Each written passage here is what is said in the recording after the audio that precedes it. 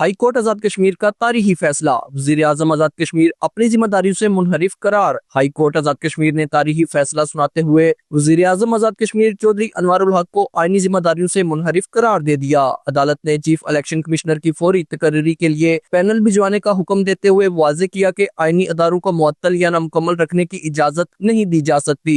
फैसले में कहा गया कि चीफ इलेक्शन कमिश्नर की मुद्दत जनवरी 2025 में मुकम्मल हो चुकी है, लेकिन ताहाल नई तकर्री अमल में नहीं लाई गई। वजीर आजम का तर्ज अमल आइन से इनहराफ है। अदालत ने हुक्म दिया कि अपोजिशन लीडर से मुशावरत के बाद इलेक्शन कमीशन की तकर्रियां बिला ताखीर मुकम्मल की जाए ताकि रियासत में शफाफ इंतखाबी अमल यकीनी बनाया जा सके। ये रीट पिटीशन साबिक उम्मीदवार असम्बली बाग एजाज खटाना की जानिब से दायर की गई थी। केस की पैरवी सुप्रीम कोर्ट के सीनियर वकील राजा सजाद एडवोकेट ने की, जबकि फैसला हाई कोर्ट के जज सरदार एजाज खान ने सुनाया। Usama Hijar, JK news, Muzaffarabad.